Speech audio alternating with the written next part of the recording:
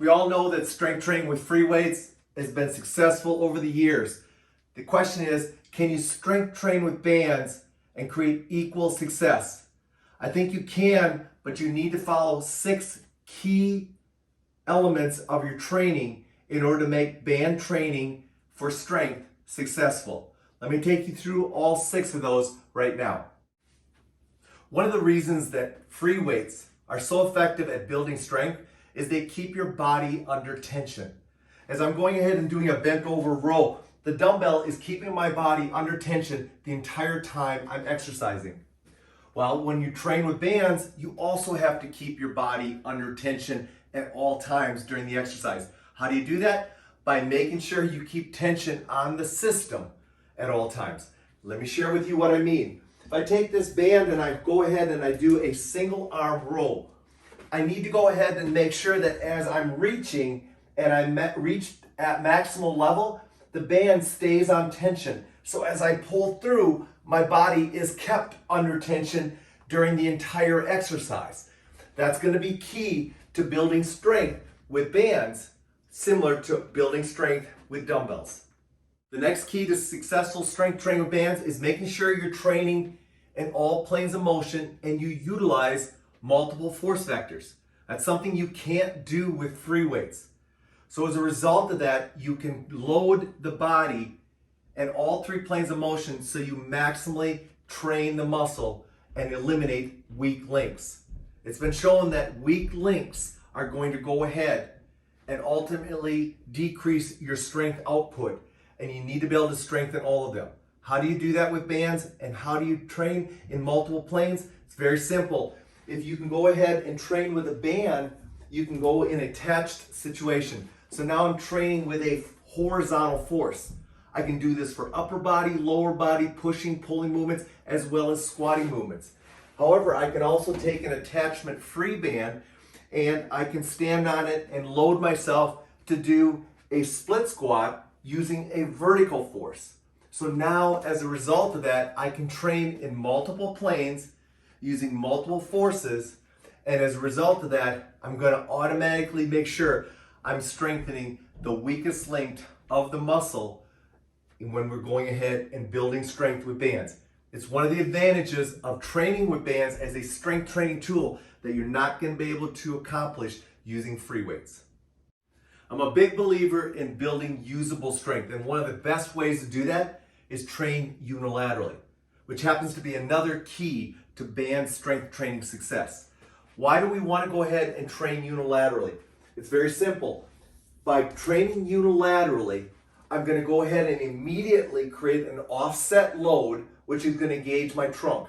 We've already talked about the importance of trunk engagement and improving recruitment of the primary muscles. The second thing it's going to allow me to do is change up my base of support so I can train in multiple planes. Once again, we've talked about the importance of training in multiple planes to decrease or strengthen your weakest link. So one of the keys to strength training with bands is making sure that you're implementing more of a unilateral strength-based program versus always doing bilateral-based movements. Your body has switches that automatically, when felt pressure against those switches, you're going to increase stabilization at the primary joints that are being trained. Let me give you an example of what I mean. If I'm doing a simple chest press and I place the band behind my back to go ahead and do my chest press, I make sure that the band is placed on the palm of my hand along the lateral part in order to go ahead and trigger a muscle group in my shoulder that stabilizes my shoulder to maximize how well I can push. It's going to be very important that when you're training with bands from a strength training standpoint, that you set the bands up to maximize, or more importantly, optimize these triggers. The palm is one place. Another example of this is in your rowing, making sure that you go ahead and you loop the hand through so that as you're pulling, you eliminate your anterior shoulder and bicep from being involved in the movement, so you have to maximally load your shoulder girdle and shoulder blade and lat muscles during the rowing movement. These are just key elements or examples of how setting up the bands is going to be a key element to making band strength training successful. To keep band strength training successful, you need to train on your feet. And with band training, it's very easy to do that because of the lightweight construction of a band. Plus, you can go ahead and train on your feet using multiple force vectors. Why do you want to train on your feet? It's very simple. By training on your feet, you're going to create a force up through the floor, through your legs, that's going to optimize to engage your trunk muscles and your hip muscles to be stabilizers. So as I'm training my upper body on my feet to do an overhead press, my primary muscle is my shoulders and upper body, but in the meantime, my lower body is a stabilizer and my trunk is a stabilizer. By making sure that those are actively engaged as stabilizers, it's going to optimally load my primary muscle, in this case my shoulders, to become more effective at building strength. So making sure you train on your feet is going to be very important to building strength using bands. Obviously, to build strength, you need to go ahead and optimize the load that you're using on the primary muscle so that it gets maximally challenged. When you're working with a free weight, you have one weight. That weight doesn't change, it stays the same. So in order to go ahead and change resistance, you have to obviously go and pick a heavier or lighter load. With bands, it's a variable resistance. So you have the ability to quickly change the resistance on the fly as you're going ahead and performing an exercise.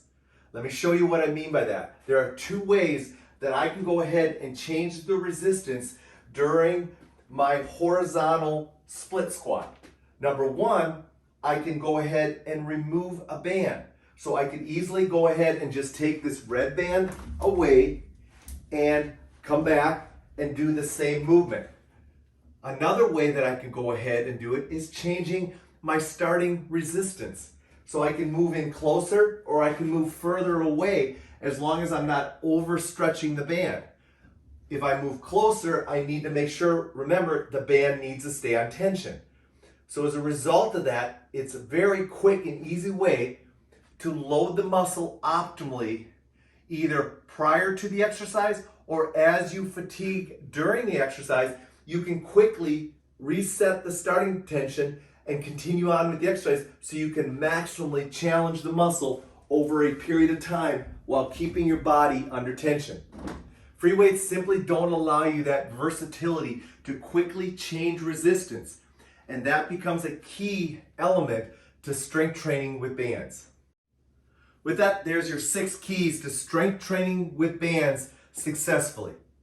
Also keep in mind that bands' lightweight portability allows you to train anytime, anywhere, which means you get to keep your workouts consistent, which you know is going to create greater and more effective results.